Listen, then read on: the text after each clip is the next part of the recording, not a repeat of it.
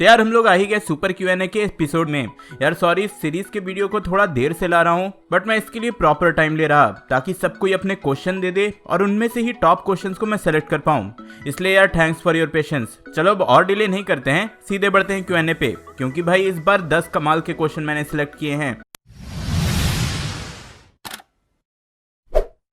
सबसे पहला क्वेश्चन पूछा है कपिल व्यास ने कि हल्क ने एंड गेम में टाइम डकैती के टाइम पे जो मशीन बनाई थी जिससे एंटमैन बूढ़ा और बच्चा हो गया था, उस मशीन से कैप्टन को वापस यंग बनाकर नहीं ला सकते क्या? क्योंकि अब तो कैप ने पेगी के साथ एक नॉर्मल जिंदगी भी बिता ली and he is captain America, he can do this all day. तो यार इन्होंने भले ही मजाक मजाक में ये क्वेश्चन पूछा हो और मूवी में भी ये सीन मजाक में ही था, लेकिन अगर इसको सीरियसली देखा जाए तो हाँ, सच में गलती से ही सही, लेकिन ब्रूस बैनर ने इमॉर्टेलिटी मशीन बना दी थी, जो कि इस सीन से क्लियर भी है। मान लो अगर जो टीनेज स्कॉट था उसे ही इस टाइम में अगर रोक लिया जाता तो वो आराम से नॉर्मल लाइफ फिर से जी सकता था एंड ऐसा बार बार करके वो अमर भी बन जाता। और रही बात कैप्टन अमेरिका को फिर से यंग करने की, तो यार ये भी पॉसिबल है, सेम उसी मशीन से उसे और बेटर किया जा सकता है। लेकिन हमें ये भी नहीं भूलना चाहिए कि भाई ये मूवी है एंड मूवी वही अच्छी होती है जिसकी एंडिंग अच्छी होती है। एंड पर्सनली मुझे लगता है कि कैप्टन अमेरिका के कैरेक्टर की पूरी मूवी की जो जर्नी है, जो स्टोरी लाइन है और जो एंडिंग है वो परफेक्ट है, और इस एंडिंग को हमें यहीं पे रोक देना चाहिए।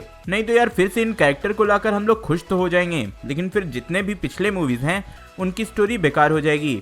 नेक्स्ट क्वेश्चन है चिंकू गोगोई का, is teen Groot have same memories of original Groot? तो इसका जवाब तो खुद मूवी के राइटर और डायरेक्टर जेम्स गन ने ही दे दिया था। गार्डियंस ऑफ द गैलेक्सी के फर्स्ट पार्ट में ही ग्रूट ने अपने आप को सैक्रिफाइस करके दूसरों को बचाया था। उसके बाद रॉकेट ने ग्रूट के एक टुकड़े से उसे फिर से रिवाइव कर दिया था। एंड इसके बाद ऑब्वियसली ये क्वेश्चन तो आता ही है कि क्या ये ग्रूट और पुराना ग्रूट सेम है, क्या दोनों के मेमोरीज सेम है? एंड ये क्वेश्चन एक फैन ने जेम्स गन से ट्विटर पे भी पूछा, जिसपे क्लियरली उन्होंने रिप्लाई कर दिया था, baby Groot does not have Groot's memory. लेकिन हाँ, 2016 में ही हुए सैन डिएगो कॉमिक कॉन में जब यही क्वेश्चन केविन फाइगी से पूछा गया तो उन्होंने बोला कि फिजिकली बेबी ग्रूट नया है, लेकिन मेंटली वो ओल्ड ग्रूट है, उसके पास ओल्ड ग्रूट की मेमोरीज हैं। अब मुझे पता है कि यहाँ सब कंफ्यूज हो गए होंगे, लेकिन अब डिसाइड आप लोगों को ही करना है कि आप किसको मानते हो, जेम्स गन को जिन्होंने ये मूवी लिखा और डायरेक्ट किया है, या फिर केविन फाइगी को जिनके पास पावर है कि वो पूरी की पूरी स्टोरी ही चेंज करवा सकते हैं। आप किसके साइड पे हो कमेंट कर देना। आगे क्वेश्चन पूछा है बी काची ने,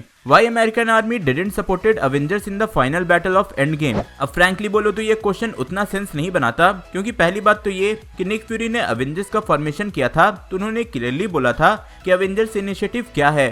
The idea was to bring together a group of remarkable people, see if they could become something more.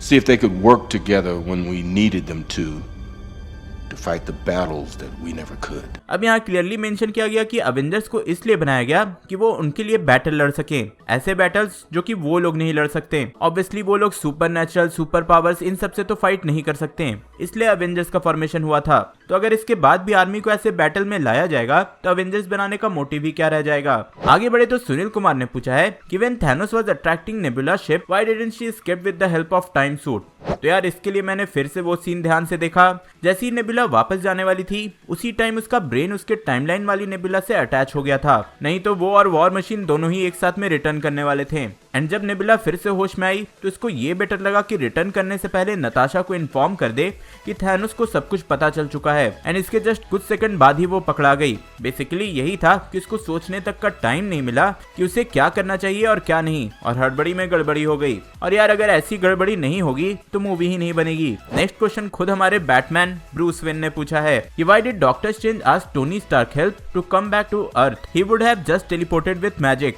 तो मुझे लगता है कि यहाँ पे इस सीन की बात हो रही है कि जहाँ जब स्ट्रेंज इबोनी से बच जाता है और वहाँ बस पीटर, टोनी और स्ट्रेंज रहते हैं, तो सबसे पहले स्ट्रेंज ही बोलता है कि क्या टोनी स्पेसशिप को वापस अर्थ पे नहीं ले जा सकता? Turn the ship around. Yeah.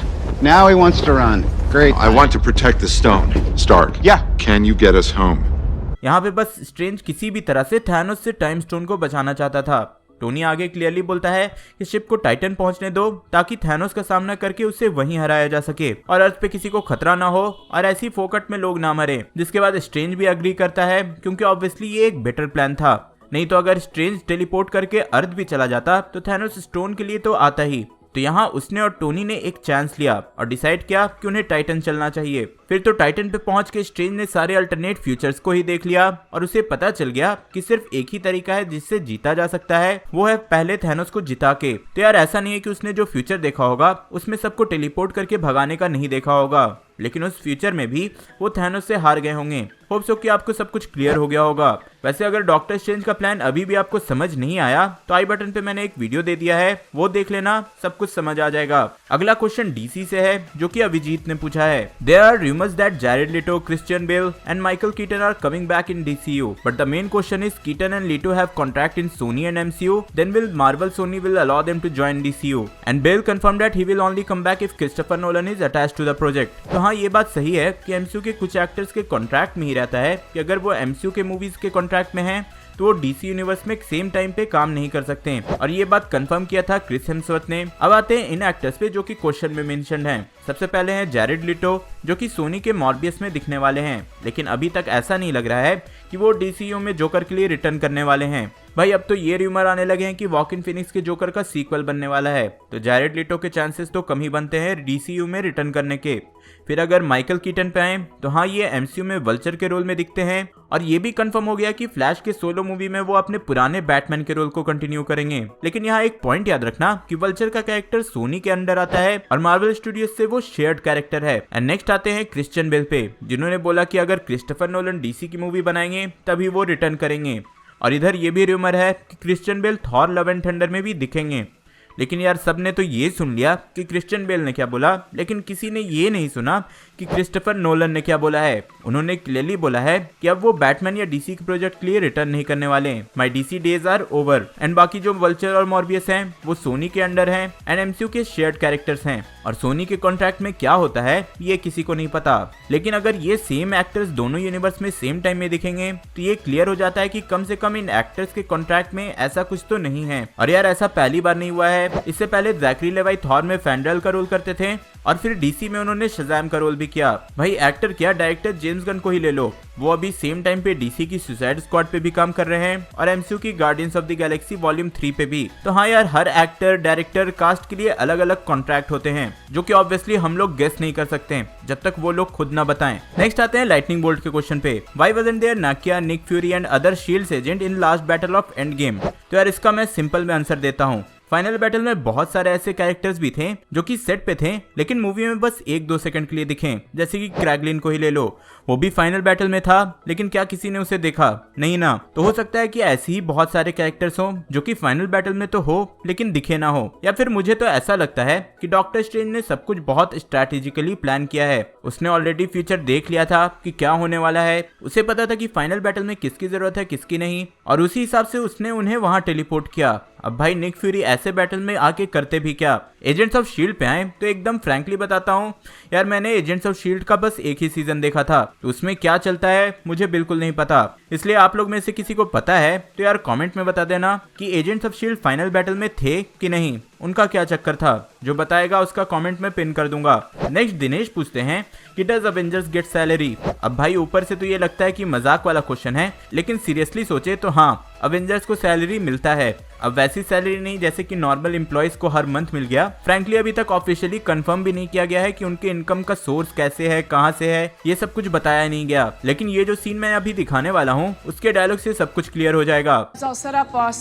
Oh, actually, he's the boss. I just pay for everything and design everything and make everyone look cooler. तो यहाँ क्लियरली टोनी ने कहा है कि आई पे फॉर एवरीथिंग, फिर भी बॉस कैप्टन अमेरिका है। तो यहाँ से ये क्लियर होता है कि टोनी अवेंजर्स को पैसे की कमी नहीं होने देता, एंड हम सब जानते हैं कि कैप्टन अमेरिका अवेंजर्स का लीडर है। वैसे कुछ रिपोर्ट्स ऐसे भी हैं कि सिंस निक फ्यूरी ने अवेंजर्स इनिशिएटिव किया था तो शील्ड से भी अवेंजर्स को फंड मिलते हैं, एंड सोकोविया अकॉर्ड्स के बाद गवर्नमेंट ने भी इनको फंड देना स्टार्ट कर दिया था। लेकिन मूवी में ऐसी कोई बात नहीं बताई गई, तो यार यही मान लो कि टोनी इन सब का ध्यान रखता है। नेक्स्ट क्वेश्चन है इटर्नल फ्लैश का कि in Ant-Man his suit reduces atom space and not mass. So how Hank can carry large building as suitcase and tank also? तो हाँ यार, ये एक बहुत ही लॉजिकल और साइंटिफिक क्वेश्चन है। अगर आप गूगल करोगे तो बहुत सारे डिस्कशन भी इस पे आपको मिल जाएंगे। सच यही है कि साइंटिफिकली इसका कोई जवाब नहीं है, एंड एंटमैन मूवी का ये सबसे बड़ा मिस्टेक माना जा सकता है। Law of conservation of mass के according mass is neither created not destroyed. तो भाई जब एंटमैन छोटा होता है तो वो चींटी के ऊपर बैठ कैसे सकता है जबकि उसका मास कांस्टेंट है? भाई चीटी को तो मर जाना चाहिए था। फिर वहीं हैंक पिम अपने पूरे के पूरे बिल्डिंग को श्रिंक करके इतने इजिली कैरी कर लेता है जबकि मास कांस्टेंट है। तो हाँ, अभी के साइंटिफिक रूल्स के अकॉर्डिंग ये सब इम्पॉसिबल है जिसका कोई रियल वर्ल्ड एक्सप्लेनेशन नहीं है।